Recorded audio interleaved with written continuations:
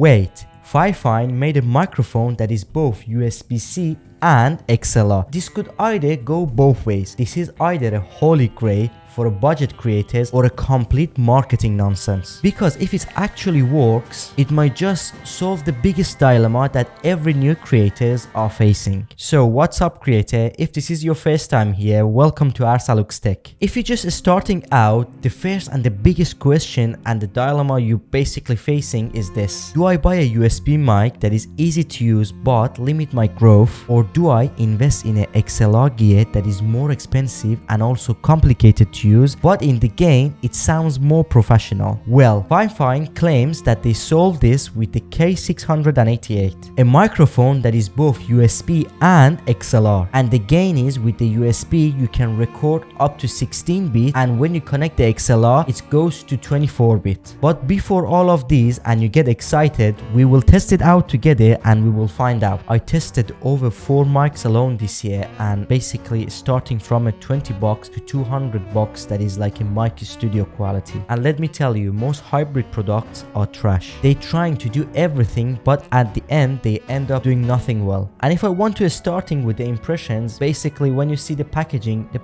looks good. Not the usual cheap plastic boxes and not a very high and fancy gear unboxing. It's worth its price for less than 100. In the box you get the K688 microphone, the Shockman, USB-C to a USB-A cable, and also a foam windscreen that actually fits properly. And what I like to mention, from the first generation of K688 to the second generation, actually the windscreen is basically improved. And honestly, the build quality, it looks solid. I see some of the creators complaining about, oh, the quality of the build is not really good, this is aluminium, it's not metal, and blah blah blah. But I have to tell you that for the price it actually looks premium, and my only complaint is the part that is connecting to the boom arm is basically plastic, mix of plastic and aluminium. It was really good if it was fully like aluminium, because there was a less chance of breaking it down or getting broken. Basically on this mic you get 2 controls at the very bottom. One of them is a gain control and the other one is a headphones volume control. One of the really cool features I like is the mute button on top. Look at this. And if I touch that again, you basically start hearing me. This is a really good and cool feature when you are on a call with a client or anybody and you just want to tap mute and you don't want to touch anything else. I think this is a really cool feature. One of the parts it really makes everything interesting is it has an output of USB-C and also XLR. This means you can use both at the same time and get 2 outputs from this mic. Let us start with the USB-C output. I'm basically, from the first of the video, was using the cable that is basically come with the exact microphone. So the USB-C is basically going through the mic and then going through the boom arm and connecting to my mic. No XLR needed for the people who just want an easy option and a cheap option and more convenient on the way, on the go, or wherever you want to play with it. Even outside it can basically connect it with the USB-C cable even to your iPhone. But one of the downside here is you're not getting the full control of this mic that is 24-bit, so you're only going to use a 16 hertz of this mic.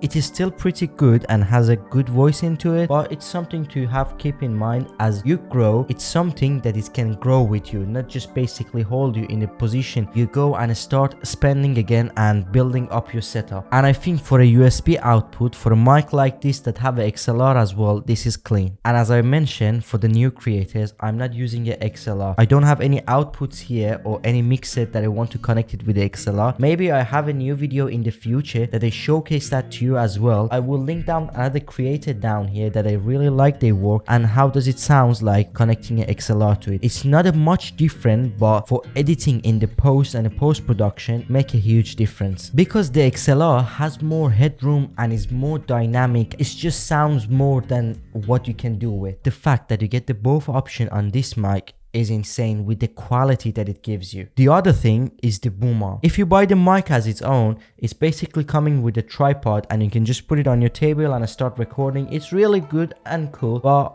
I really like to minimize the space and just sometimes have it into my videos. So the one that I have here is the FIFINE BM88. What is cool feature about this boom arm and the price point of it is the cable management. As you can see, cable came from my mic and then goes into the boom arm, the first part, and then coming out, going to the second part, and then going under my desk. If you want to clean, minimal, and a nice looking desk, and you don't want to clutter your desk with tons of cable and you love cable management, this boom arm is much better than the one that if you combine with this mic as it comes with it. You have to spend a couple of more bucks, but it is worth it in the long term. And it has a maximum capacity of 1.5 kg, so basically can hold up to most of the microphones out there, and it's not just compatible with the FIFINE, it is compatible with the other mics and brands out there as well. The most important thing, and many people are looking into it, myself or even you that watching, is the real world scenarios. Who is it for and how are you going to use it? If you are a new creator, you don't want a very complicated setup, so it can go to your iPhone when you are recording, or even your laptop, Mac, and it's basically just plug and play. The gain control on the mic itself, it basically shows that it doesn't need any software or any third-party apps. You just need to set your levels to the level that you like and just start recording. Let's say you are a growing creator, or even take myself as well. 6 months later, you want to change your setup and go to XLR mode. No need to buying a new whole microphone. With these options that has an XLR output, you basically just buying an audio interface or audio mixer and just connect it through the XLR. That's it. It is the same mic, the same professional sound, and you just save yourself 200 bucks and you can spend it on the other gears that you want in your creating journey. And did you remember that both output that I tell you? So when it comes to handy is, imagine you're having a podcast and you have a co-host. Basically you run the USB-C to your laptop for recording and the XLR to the live monitoring to goes live. And with the most of the microphones out there, I basically haven't seen any feature like that with these price on these mics. And in the environment that I'm recording now, it's not a basically very quiet environment or like a studio treatment. It's my regular bedroom. There is no studio treatment or a foam treatment to get the acoustic feel. Everything is just doing the mic itself. Let's talk about what is not perfect about this mic, because not every take out here fully outperform everything. Everything has its flaw. First thing is the part that is connecting to basically the boom arm. As I said before, one part is plastic. I don't really like that. If it was aluminium or even a stainless steel or even a metal, it was much better, because if you drop it once or twisting it so much or just getting hit it, it's basically going to broken and just have to looking for a replacement. Or if there is no replacement, you basically have to buy a whole new mic. You know, when you start typing and you are in a call, or